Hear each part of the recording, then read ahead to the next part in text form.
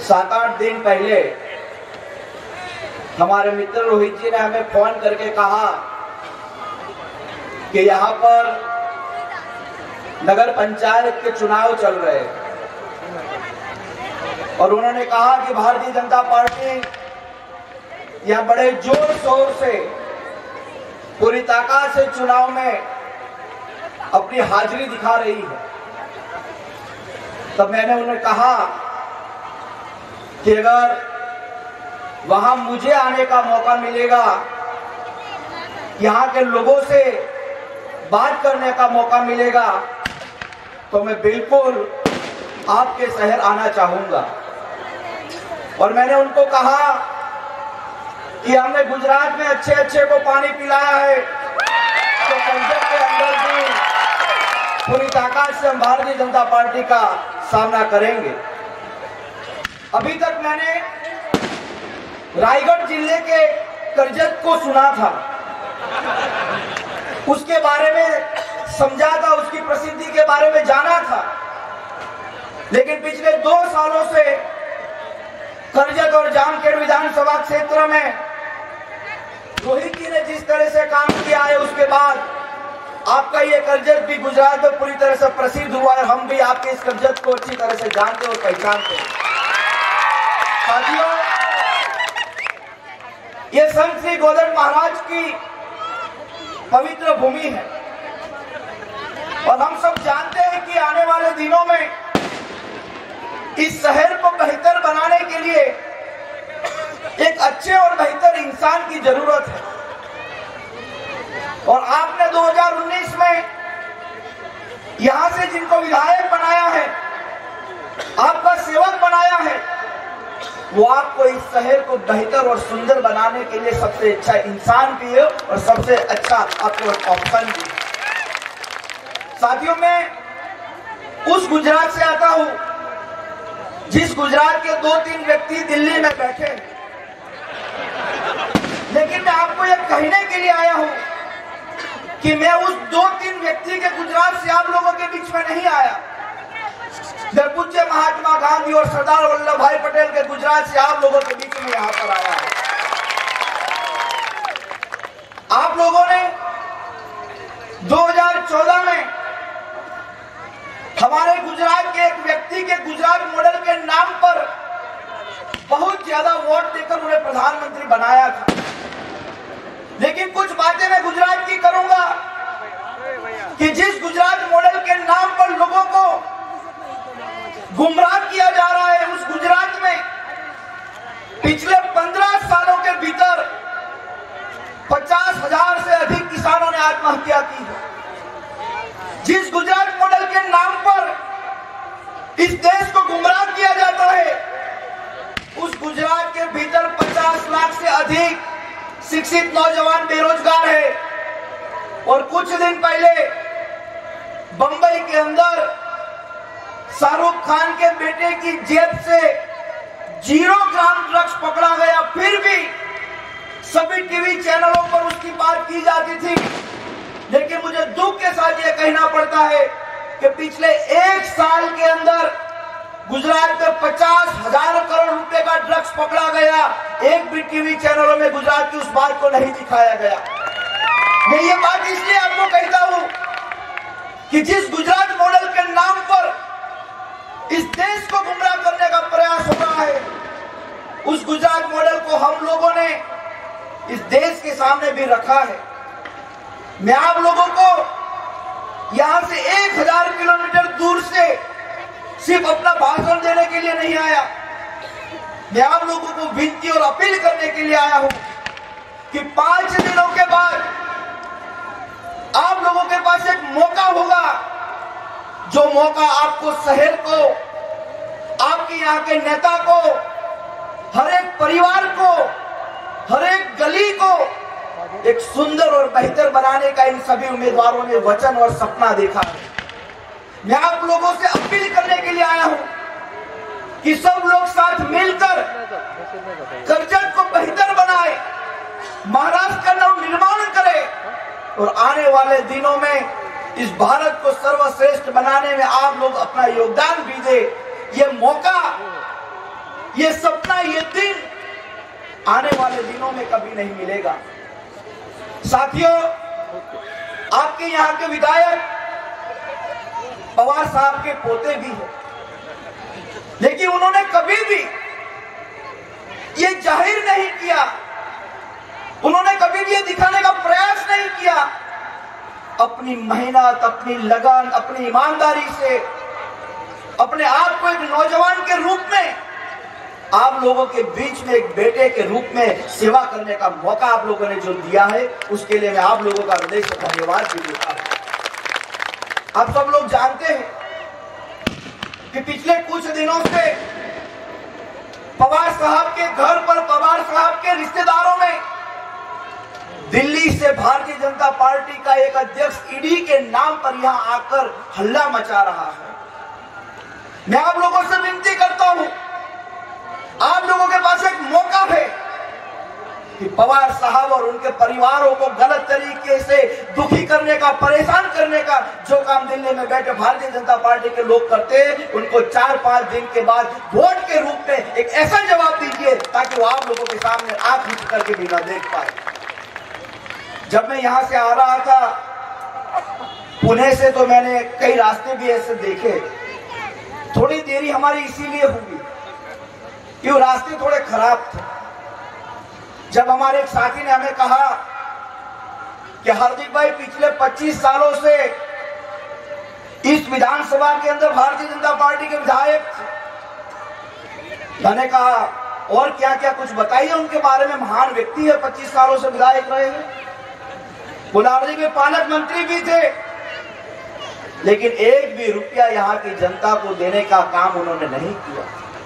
लेकिन 2 साल के भीतर आपके इस विधायक ने इस विधानसभा क्षेत्र में 240 करोड़ रुपए के विकास के कामों को मंजूरी दिलाई है और आने वाले दिनों में इस क्षेत्रों को बेहतर और सुंदर बनाने के लिए पूरी ताकत से विधानसभा में लड़ते हैं। मैंने एक डेटा सर्वे किया कि आपके 25 साल के इस विधायक ने विधानसभा के अंदर आपकी इस शहर के बारे में, आपके इस विधानसभा के बारे में एक भी सवाल भी नहीं पूछा। उन्होंने कभी आपके लिए अच्छी रोजगार की व्यवस्था नहीं की, यहाँ के किसानों के लिए जो काम करना चाहिए था वो नहीं किया। और इसीलिए मैं आप लोगों से ये अपील और विनती करने के लिए आया हूं, क्योंकि मैं नौजवान हूं। मैं गुजरात में इन चोरों के सामने लड़ते लड़ते 9 महीने जेल में भी रहा, मुझ पर 32 केस किए, कभी मुझे गुजरात बाहर नहीं जाने दिया, कभी गुजरात के अंदर किसी जिले में नहीं जाने दिया। ये नौजवान है, हम भी नौजवान हैं। ये लड़ाई किसी हमारे लिए नहीं है। यहां बैठे सभी साथियों से कहना चाहता, ये जो लड़ाई हम लोग लड़ रहे हैं, ये लड़ाई हमारे लिए नहीं है। लेकिन जब 5 साल 10 साल के बाद हमारा बेटा या हमारी बिटिया हमारे सामने बैठी हो, टीवी देख रही हो, और हमारी बेटी के बेटा ये बोले कि पापा जब ये देश बर्बाद हो रहा था तब आप क्या कर रहे थे, तब हम उसको कहने चाहिए कि बेटा जब इस देश को बर्बाद करने वाले सत्ता में बैठे थे तो तेरा बाप 9 महीना जेल में रहकर इन लोगों के सामने लड़ता था। ये लड़ाई लड़ने का मौका हम सबको मिला है। ये भूमि, ये प्रदेश छत्रपति शिवाजी महाराज, डॉक्टर बाबा साहब आंबेडकर, ज्योति फुले, इन जैसे महान लोगों का ये प्रदेश है। मैं आप लोगों से हाथ जोड़ के विनती करता हूं। मुझे मालूम है रोहित भाई, मुझे मालूम है कि महाराष्ट्र में कभी दिल्ली सल्तनत के सामने कमजोर तो नहीं दिखा। महाराष्ट्र के लोग, ये महाराष्ट्र की जो भूमि है, उन्होंने कभी दिल्ली सल्तनत के सामने अपना माथा नहीं टेका। जब भी लड़ा है, जब भी महाराष्ट्र लड़ा है, जब भी यहाँ की कौम लड़ी है, तब पूरे स्वाभिमान और अभिमान के साथ लड़ी है। ये फिर से मौका है आप लोगों के सामने, ये करजत के जरिए आने वाले दिनों में दिल्ली पर भी आप लोगों को काबिज होना, आप लोगों को शासन करना है। या मुंडे साहब बैठे हैं, मैं बहुत बार मुंबई जाता हूँ, कई लोगों से मिलता भी हूं। मैं आप लोगों से विनती करने के लिए, अपील करने के लिए आया हूं कि जो देश हमारे महान लोगों ने बनाया था, उस देश को बेचने का काम दिल्ली में बैठे लोग करते हैं। मैं एक दो सवाल पूछना चाहूंगा। यह नौजवान बैठा है, उस नौजवान के पिता बैठे, उस नौजवान की माता बैठी है। 2014 में गुजरात के इस व्यक्ति ने कहा था कि मेरी सरकार बनेगी तो मैं हर साल 2 करोड़ रोजगार दूंगा। मैं करजत के लोगों को पूछना चाहता हूं कि उस 2 करोड़ रोजगार में आप किसी को रोजगार मिला हो तो आप बताइए, मैं अभी से भारतीय जनता पार्टी का पट्टा पहन लूंगा। 2 करोड़ रोजगार बताइए किसको मिला है। इन्होंने कहा था कि हम पेट्रोल डीजल के दाम कम करेंगे, इन्होंने कहा था हम गैस की बोतल के दाम कम करेंगे, लेकिन इन्होंने एक भी काम नहीं किया। ऊपर से किया तो क्या किया, हमारी जेबें खाली करने का काम किया। या मेरी बहनें बैठी है, मुझे दुख लगता है ये कहते हुए कि आज हमारे बेटे को पढ़ाने के लिए दिन प्रतिदिन शिक्षा नीति के नाम पर जो महंगाई डाली गई है, उसके खिलाफ भी हम लोगों को लड़ने की बहुत जरूरत है।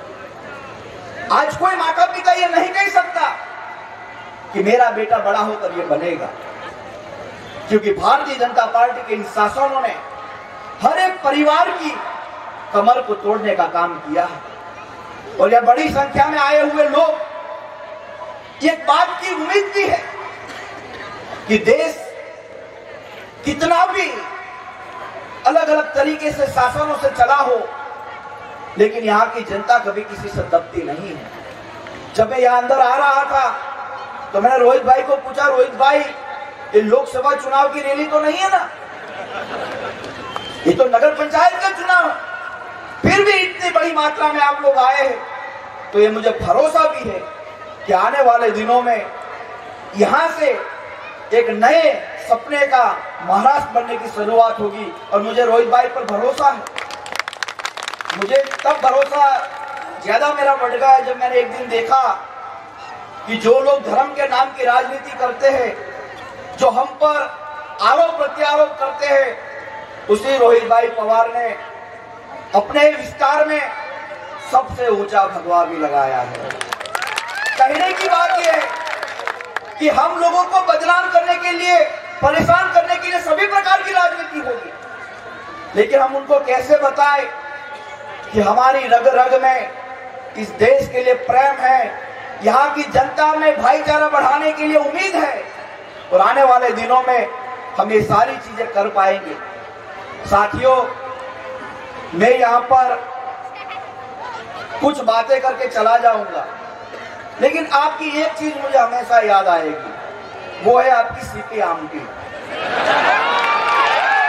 क्योंकि मैंने सुना है कि उसमें काफी पोस्टर, काफी ताकत मिलती है। अगर मैं एक दिन भी खा के जाऊंगा तो मुझे इतनी ताकत मिलेगी, आप तो हर दिन खाते, कितने ताकत वाले होंगे। मैं यही बात कहूंगा कि आपने यहाँ का खाया है, यहाँ का पिया है।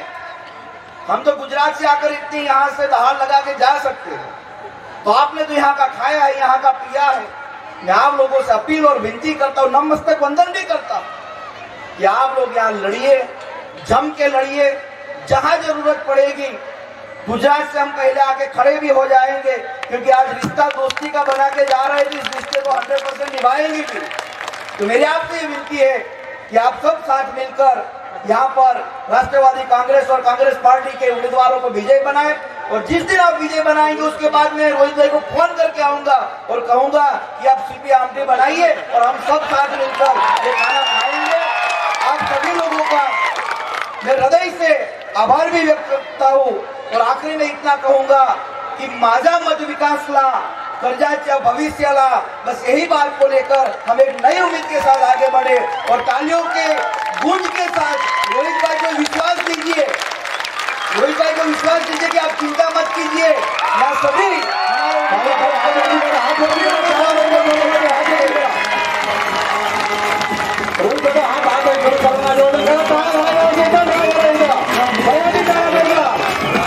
उम्मीद और विश्वास के साथ आप सभी लोगों का हृदय से धन्यवाद। जय महाराष्ट्र, जय गुजरात।